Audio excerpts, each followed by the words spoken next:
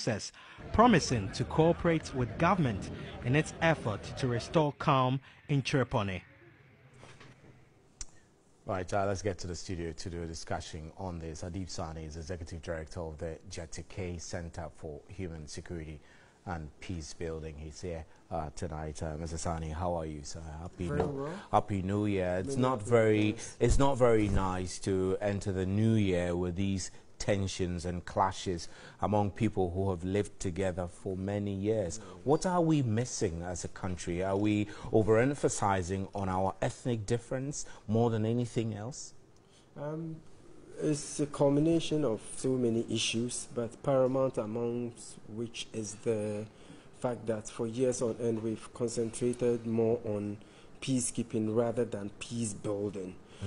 We believe so much in imposition of curfew, state of emergencies, which don't work anyway. They only temporarily provide relief. Exactly, but as soon as there's quiet, we forget about them, and the next minute they are fighting again, then we go back. So it's more like a cycle. But we've used a curfew method for ages on end, and since the time of the ANA and the issues that escalated into the full-blown crisis up to today, we still use curfews. Why do we still use the same methods which don't appear to provide permanent solutions? Well, I'm not seeking to relegate the importance or the impact of curfews anytime there are conflict situations.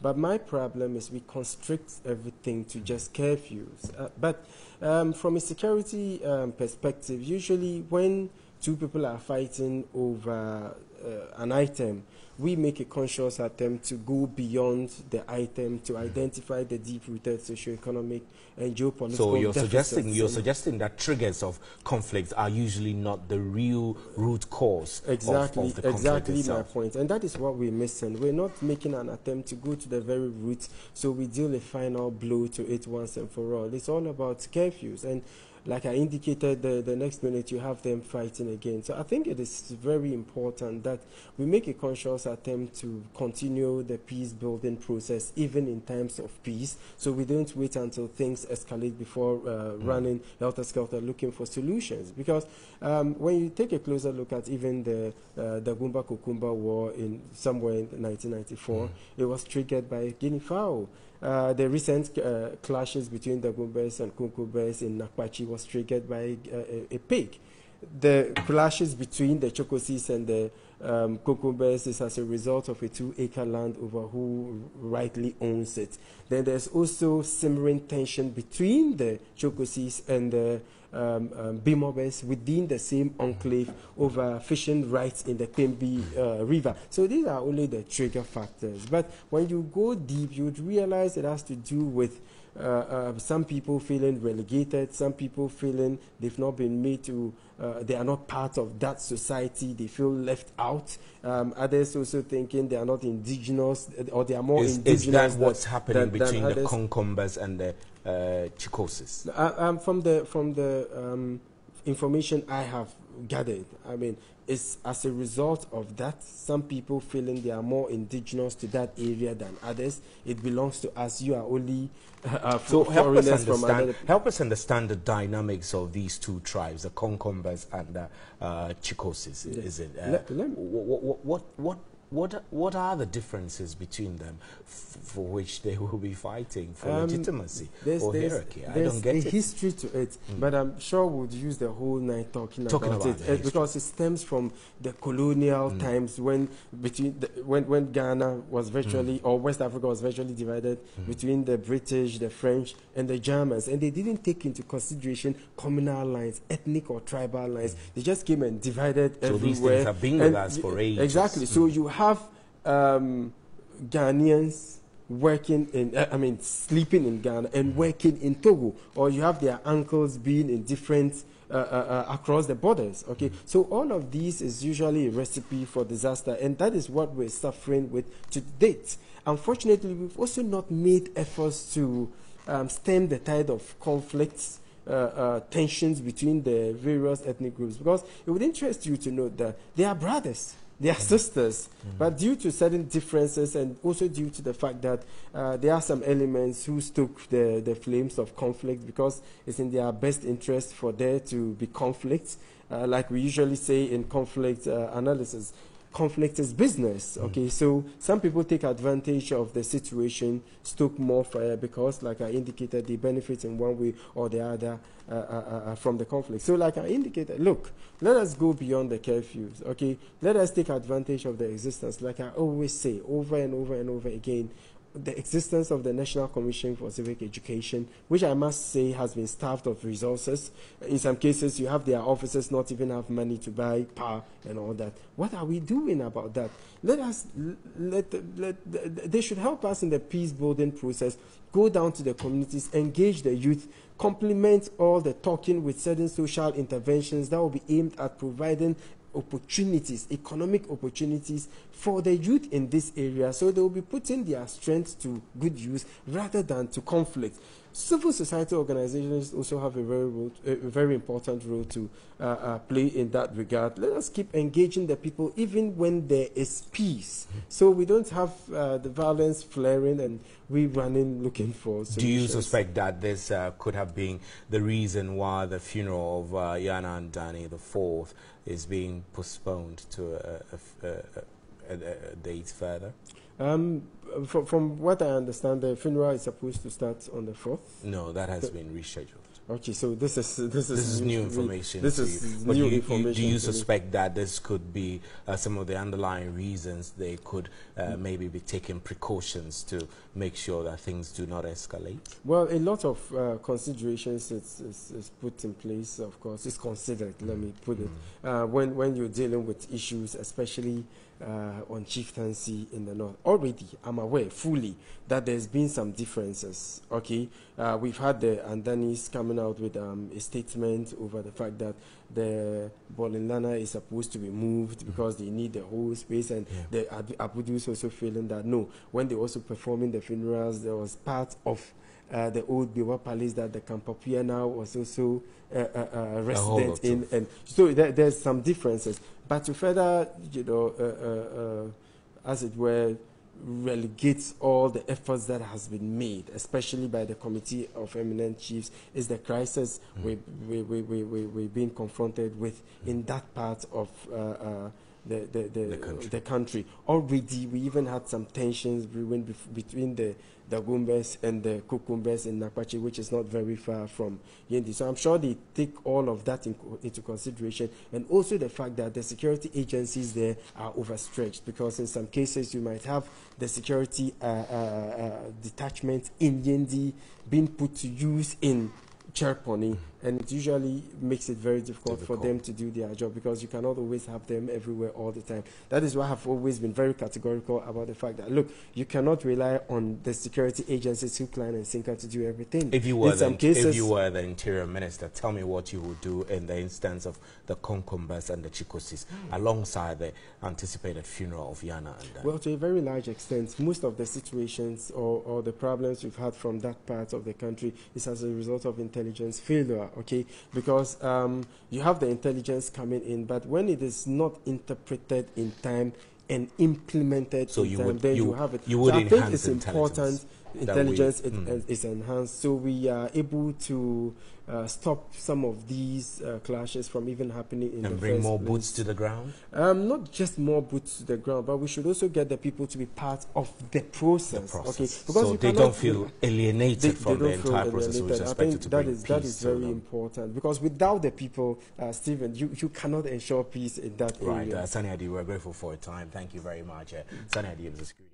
And remember that you can post your comments on our Facebook Live, and we'll share with the rest of the world. This is News at 10. You can hear me live on 3FM 92.7, and also we're streaming on our Facebook page and on 3news.com. We'll be right back. Please stay.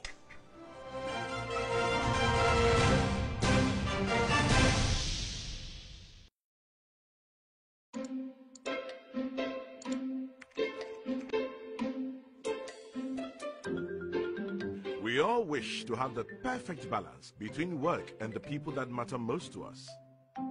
So, we are always on the quest to find ways to make this possible.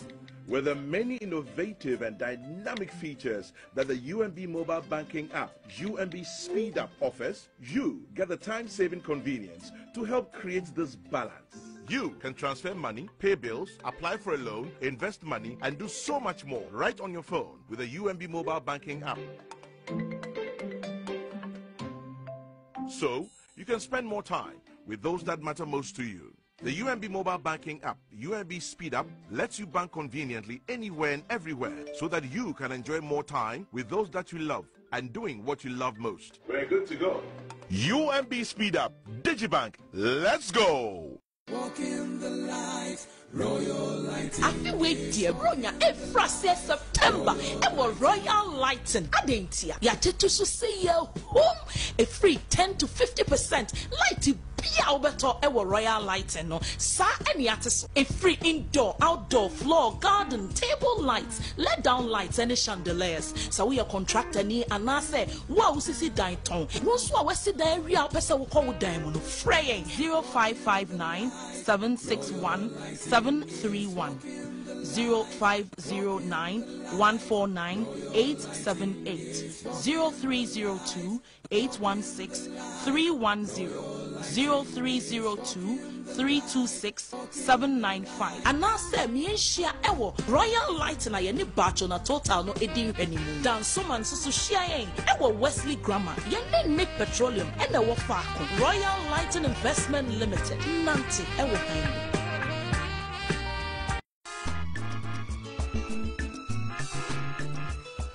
All too soon, another Christmas and a New Year is with us here again.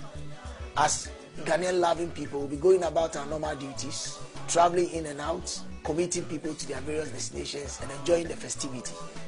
We, the people of the National Road Safety Commission, as mandated by law to be able to carry out on safety education in our country, we want to let the public know that we are resolute in delivering our assignment and our task. But we cannot do this alone without your needed partnership. We can all recall of the fatalities on our roads that is keep on increasing. Between January to September alone, we've recorded almost about 1,720 deaths on our roads, which are loving family members who are either maimed or dead on our roads, such that could be avoided or prevented.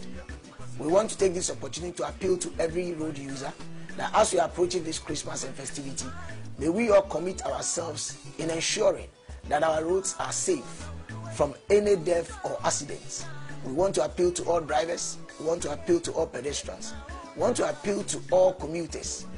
We cannot pay for the value of life. Therefore, let us all be careful on our roads as we celebrate this Christmas so that we can record an accident-free Christmas and New Year, so that we as a people and a nation will rejoice together when all that is said and done. So to you as a driver, we want you alive. Don't drink and drive. Don't overspeed. Don't do wrong overtaking. Take your time on the road. On behalf of the Ministry of Transport and the Sector Minister, Honorable Kweku Esiama, and on my own behalf as the Board Chairman of the National Road Safety Commission and the Governing Board of the National Road Safety Commission, we wish you a Merry Christmas and a prosperous New Year.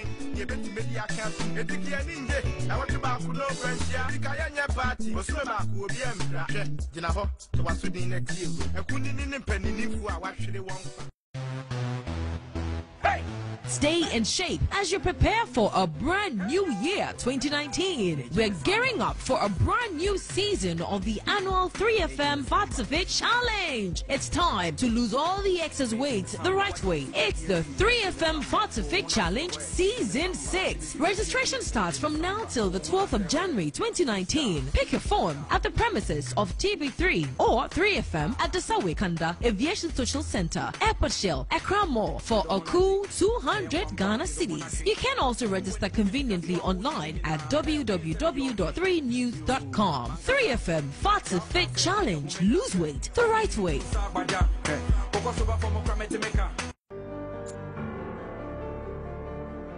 Everything you need to know. Captivating. Reliable. Credible and breaking news. All at your fingertips. Who's found Asamoah Gyan? Super finish! Being on top of the news has never been easy. Visit us at www.3news.com for all your reliable news. 3 News, news at your fingertips.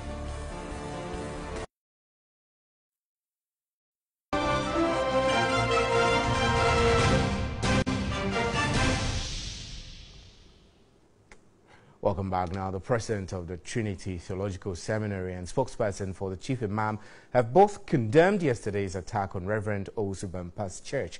They, however, warned pastors to be tactful in their prophetic utterances.